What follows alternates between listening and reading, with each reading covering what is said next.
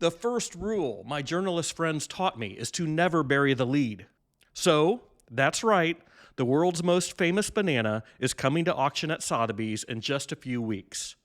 What's the estimate? What do I think it'll sell for? We're going to get into all of that.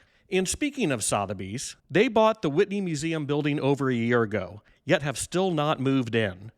What's going on here? Could one of the world's most storied businesses be in a little bit of trouble? Also, we have some mind-blowing prices to report from both the Frieze Art Fair in London and Art Basel Paris. It's been kind of a sleepy summer here in the art world, but it's back in full force, so I thought we should talk about it.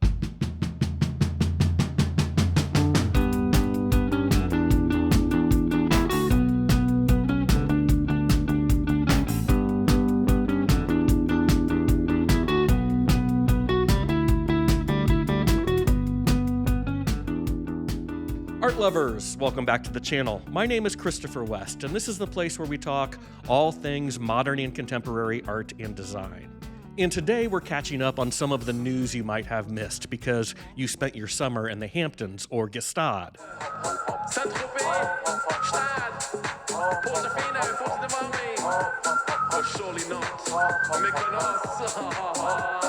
First up, what is going on at Sotheby's? Well over a year ago, they purchased one of the most important buildings in Manhattan, the former home of the Whitney Museum, designed by Marcel Breuer. And reports from the ground indicate they are nowhere close to being able to move in. Now, if I just bought the Breuer building, it would take me all of 45 minutes to set up the ultimate bachelor pad. So what's going on here? Well, it seems Sotheby's has found itself in a bit of a cash crunch. Patrick Drahi, the billionaire who purchased the auction house in 2019 for $3.7 billion, is rather famous for using debt to finance his aspirations. So Sotheby's is a little short on cash to handle their day-to-day operations. Staff has been laid off, and I've heard salaries have been cut and bonuses have been delayed. And of course, there seems to be a delay in moving into their shiny new digs. As a result of all this, even more rumors are flying. And the most interesting one I've heard is that Larry Gagosian, one of, if not the biggest art dealers in the world, may be considering rescuing Sotheby's and moving his operations into the Breuer building. On one hand, this sounds crazy, a private art dealer moving into a giant museum building in the middle of Manhattan. But on the other hand, Larry's got, I think, 19 galleries spanning the globe, and enough exhibition space across 5 locations in New York City alone to basically fill a museum. So maybe consolidating all of that into one of the most important buildings in the city might make sense. I don't know, I still can't wrap my head around that, but there is one more interesting twist. A couple months ago, the Abu Dhabi Sovereign Wealth Fund announced it was stepping up to help Sotheby's to the tune of nearly $1 billion. But apparently the cash has yet to arrive. I don't know if the check is in the mail or if the powers that be in Abu Dhabi are playing a little game to try and manipulate Sotheby's value. But this has all left Sotheby's in a bit of a pickle. Speaking of pickles, could one piece of produce help to save them?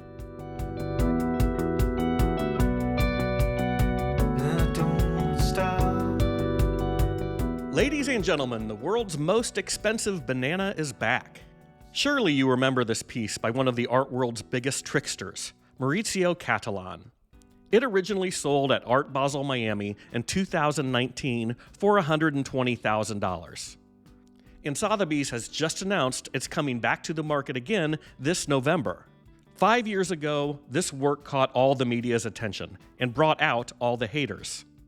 It's appropriately titled Comedian, and according to the artist, it's a sincere commentary and a reflection on what we value. As a lover of conceptual art, I thought this piece summed up the times perfectly. And as one of the most well-known artworks of the 21st century, Sotheby's has put an estimate on this banana at $1 to $1.5 million. I would be surprised if this didn't bring at least double or triple that amount. And prior to the November 20th sale in New York, wait for it, the banana will go on a world tour with stops in London, Paris, Milan, Hong Kong, Dubai, Taipei, Tokyo, and Los Angeles. There's not many opportunities to purchase one of the most talked about works of the past decade, so this will be a fun one to watch. Other lots to keep an eye on this November. Christie's has this painting by René Magritte. I'm not going to try and pronounce its name in French, but it translates to The Empire of Light. It's one of a series of 27 works the artist painted that depicts a scene that appears to simultaneously be day and night. The auction estimate is in excess of $95 million, which would be a record for Magritte. Another piece coming up at Christie's I'm excited to watch is by Ed Ruscha. Painted in 1964, it's one of the last large gas station paintings by Ruscha in private hands.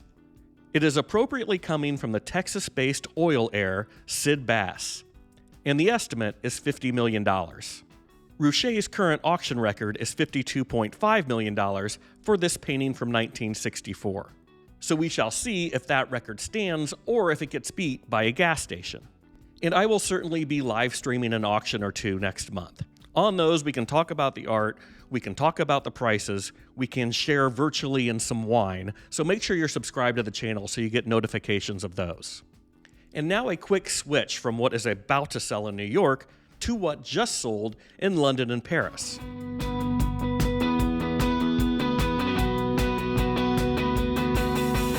It's been a big month on the continent, with the Frieze Art Fair in London followed immediately by Art Basel Paris. Now, this is the third time that Art Basel had a fair in Paris, but it was just this year that they officially changed the name and changed the location to the freshly renovated Grand Palais. There were many that thought that Paris would completely overshadow London. Coupled with the questionable economy, exhibitors at Frieze were cautious. And Frieze already skews a little more contemporary and a little bit younger, but they have added what they call Frieze Masters, which is where a lot of the blue chip work is shown. The biggest sale of the week was at Hauser & Wirth in their group presentation at Frieze Masters. It goes to Arshile Gorky's The Opaque from 1947 that was sold for a whopping $8.5 million. David Zwirner sold a Lisa Yuskavage painting for $2.2 million, as well as a couple of paintings by Kusama in the neighborhood of $700,000 each. The biggest sales, however, did happen the next week in Paris.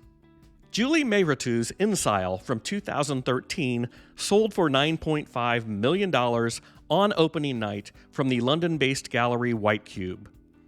On day 2, Louise Bourgeois' Spider from 1995 sold for a staggering $20 million at the booth of Hauser & Wirth. The New York, LA-based gallery Karma sold a Jonas Wood painting for $1.6 million. The list goes on, and I'm not prepared to say the art market is fully back, but these are positive signs. I think we'll have a more clearer picture after the auctions next month in New York.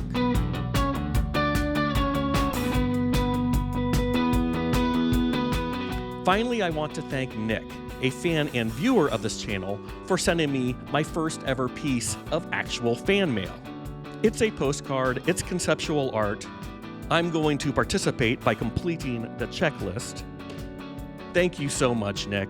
And to all of you still watching, you are complete rock stars. I've got more in the works, so make sure you're subscribed to the channel to catch those, and I look forward to seeing you on the next one. Ciao!